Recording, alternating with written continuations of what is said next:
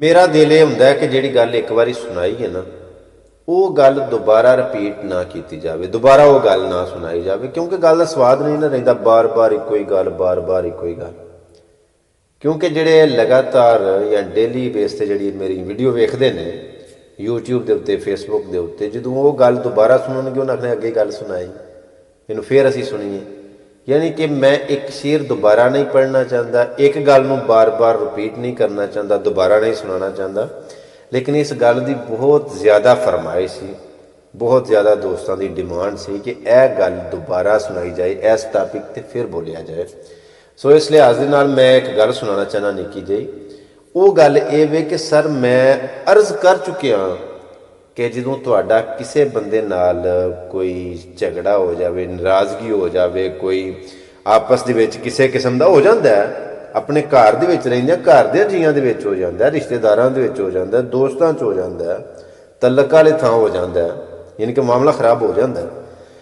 तो जिहड़े सालस ने ना, जिहड़े सुलह कराने वाले ने, जिहड़े मुनसफ ने, या जिन्हों तुसीं जज बनाते हो अपने फैसले दे विच, ये सोचो, ये वेखो कि जिहड़ा सालस है, सुलह कराने वाला है, जिहड़ा चौधरी है या जिहड़ा जज है, वो किते शैतान ते ने।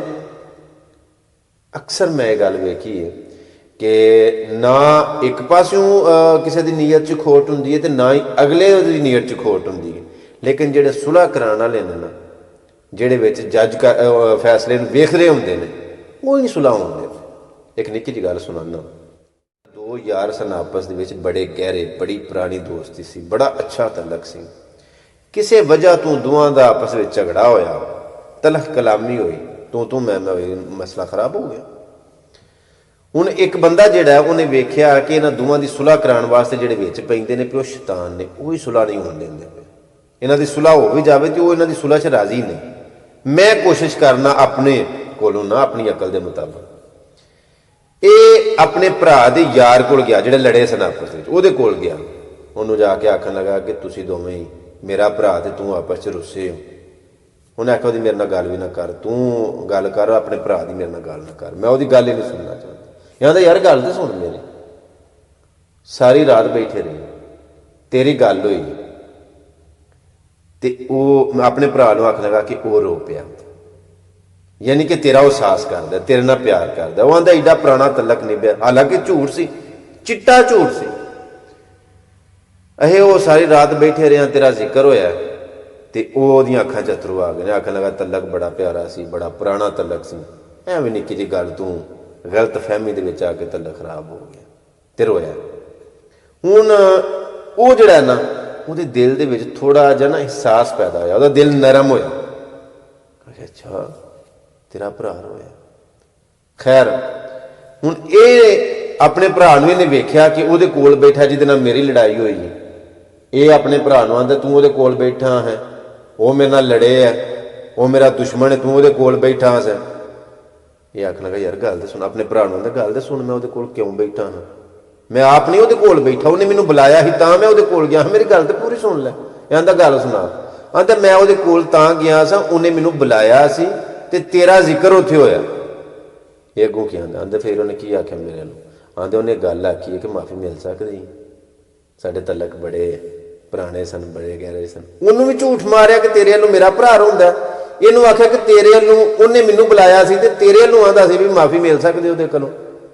हालांकि दोवें ही एक दूजे नूं वेखना बर्दाश्त नहीं सन करदे। चलो इन्हें ना टाइम बनाया, एक जगह डिसाइड की, ते दोवां नूं, अपने भरा नूं ते उहदे यार नूं उत्थे बुलाया, लम्मी चौड़ी परिया नहीं कट्ठी की, उत्थे बहा के ते दोवां यारां दी आपस च सुलह कराई, राजीनामा कराया, जफ्फियां पवा छड़ियां। जो सुलह हो गई ना, तो एक दूजे नूं आखे हुण माफिया कदे तू मंगना है, वो दूजा आंदा किहड़ा फलाना ढिंगड़ा माफी मंगदा है, तो दूजा आखन लगा तू रोना है, मैनूं इहने दस्सिया, उन्हें आख्या इहने मैनूं दस्सिया कि तू माफी का मुतालबा करना। हो सके बिल्कुल ना मैं माफी की गल की, दूजा आखन लगा ना मैं रोया तेरे नाल। उन्हें आख्या भला होवे तू सुलह करा छड़ी। वो जिहड़े सालस हुंदे ने ना, जिहड़ा सुलह कराना चाहते हैं, वो विचले राह लभदे ने, वो फिर सुलह करा छड्डदे ने, वो लम्मे चौड़े चक्कर च नहीं पाते, अगलियां नूं फेरे नहीं पवांदे। मुझे इत्थे एक मैं निक्की जी गल करन लगा कि जे झूठ मारिया फसाद तो बंदा बचदा होवे, झगड़े तो बचदा होवे, लड़ाई मुकदी होवे, ਰੌਲਾ ਮੁੱਕਦਾ ਹੋਵੇ, ਝੂਠ ਮਾਰਿਆ ਜੇ ਸੁਲ੍ਹਾ ਹੁੰਦੀ ਹੋਵੇ, ਝੂਠ ਮਾਰਿਆ ਜੇ ਮਾਮਲਾ ਠੰਡਾ ਹੁੰਦਾ ਹੋਵੇ, ਤੇ ਫਿਰ ਉੱਥੇ ਝੂਠ ਮਾਰੋ ਤੇ ਡਟ ਕੇ ਝੂਠ ਮਾਰੋ। ਮੇਰੀ ਗੱਲ ਨੂੰ ਸੰਜੀਦਾ ਹੋ ਕੇ ਸਮਝੋ ਕਿ ਮੈਂ ਕਿੱਥੇ ਇੱਕ ਗੱਲ ਕੀਤੀ ਹੈ ਕਿ ਜੇ ਝੂਠ ਮਾਰਿਆ ਫਸਾਦ ਤੋਂ ਬਚਦਾ ਹੋਵੇ ਬੰਦਾ, ਜੇ ਝੂਠ ਮਾਰਿਆ ਰੌਲਾ ਮੁੱਕਦਾ ਹੋਵੇ, ਲੜਾਈ ਮੁੱਕਦੀ ਹੋਵੇ, ਜੰਗ ਖਤਮ ਹੁੰਦੀ ਹੋਵੇ, ਜੇ ਝੂਠ ਮਾਰਿਆ ਦੋ ਲੜਿਆਂ ਦੀ ਆਪਸ ਚ ਸੁਲ੍ਹਾ ਹੁੰਦੀ ਹੋਵੇ, ਤੇ ਝੂਠ ਮਾਰੋ ਤੇ ਡਟ ਕੇ ਝੂਠ ਮਾਰੋ।